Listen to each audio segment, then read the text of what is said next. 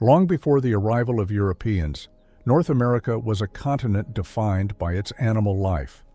Vast migrations, deep forests filled with movement, rivers alive with fish, and coasts shaped by marine giants. For thousands of years, Native American nations built their lives in harmony with the creatures they lived alongside. Animals were not simply hunted or observed. They were teachers, partners, indicators of seasonal change, and symbols of spiritual power.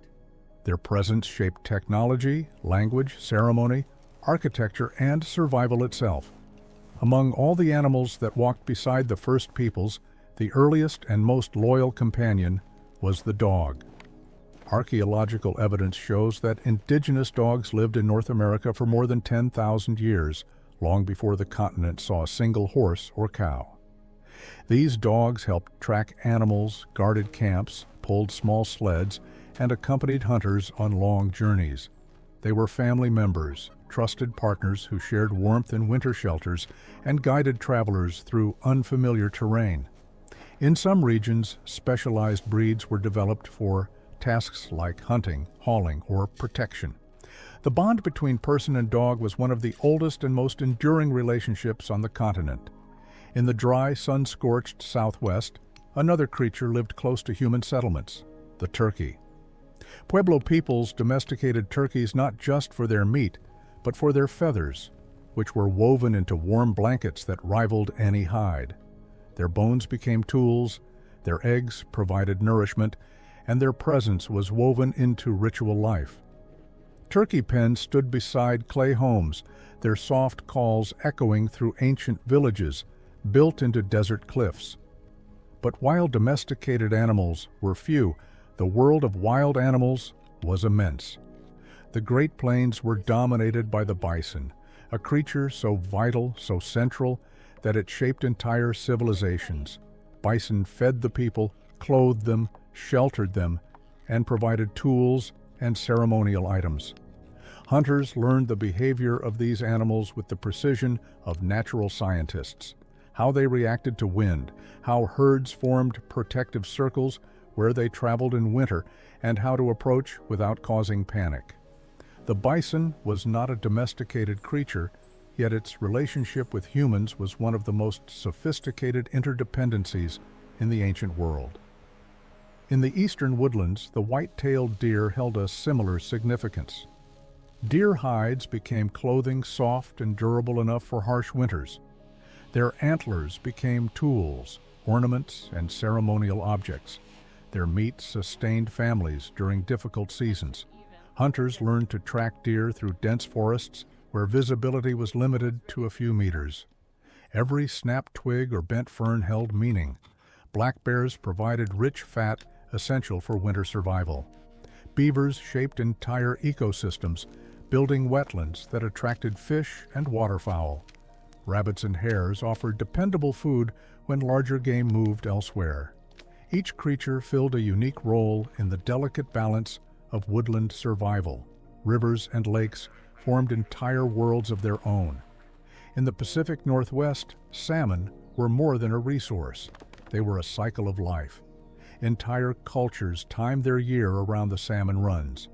Fishing weirs, carved cedar hooks, bone harpoons, and stone traps reflected generations of engineering knowledge. Farther inland, trout, walleye, sturgeon, and eels sustained diverse communities. The sound of water flowing over stone was not just nature's voice, it was the pulse of civilization. In the Arctic and subarctic, where survival demanded precise knowledge, the relationships between humans and animals reached extraordinary depth.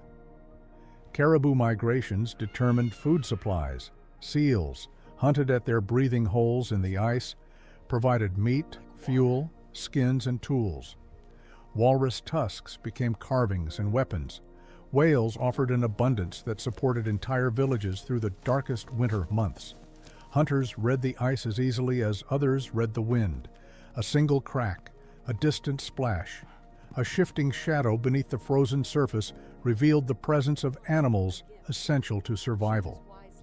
Across all regions, birds played a vital role as well. Eagles symbolize strength and vision, their feathers used in sacred ceremonies. Ducks and geese provided seasonal feasts, their migrations marking the turning of the year. Songbirds carried weather cues, warning communities of storms or early frost. Even insects, from bees to certain larvae, contributed food and materials. But perhaps the most defining feature of indigenous life was not which animals existed, but which did not.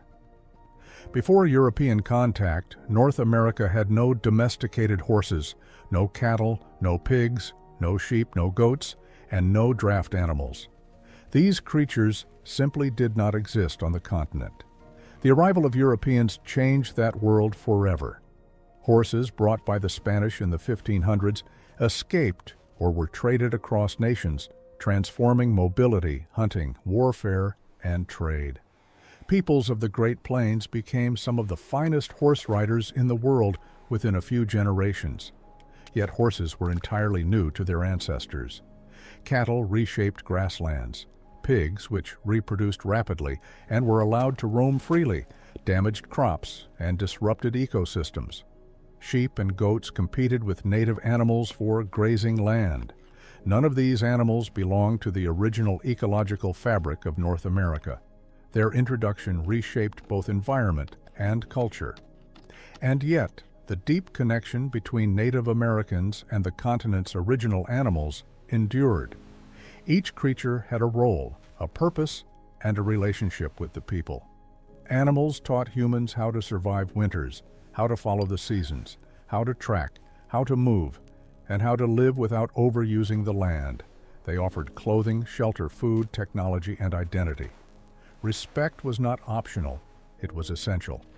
Ceremonies were held to honor the spirits of animals taken in the hunt. Stories passed down through generations explained how each species came to share the earth with humans. Nature was not owned but shared, not controlled but understood.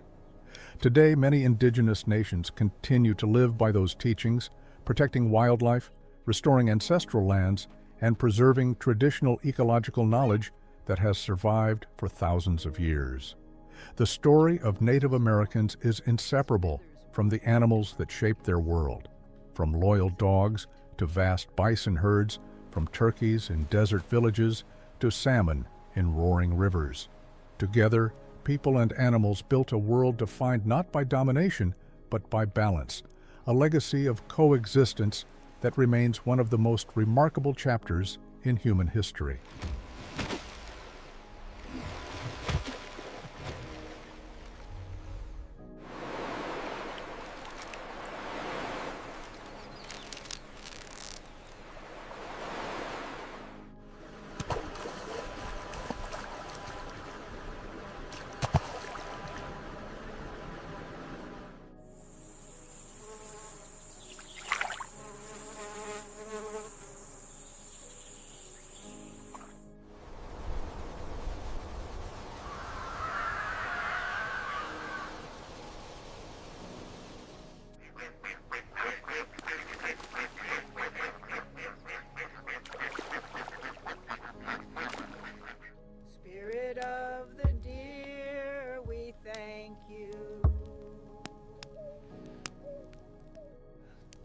And so Raven brought the light, long before the salmon returned to the rivers. Look here. Looking for that pine gate.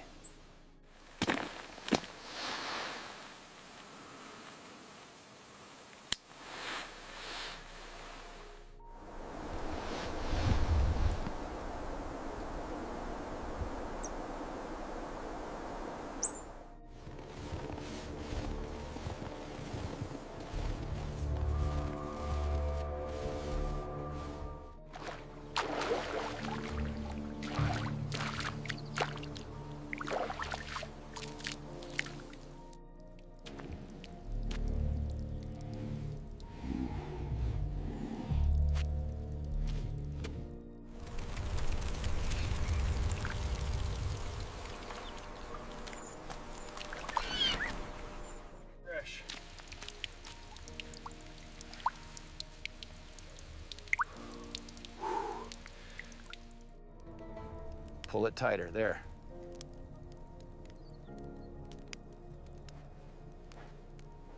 Good birds.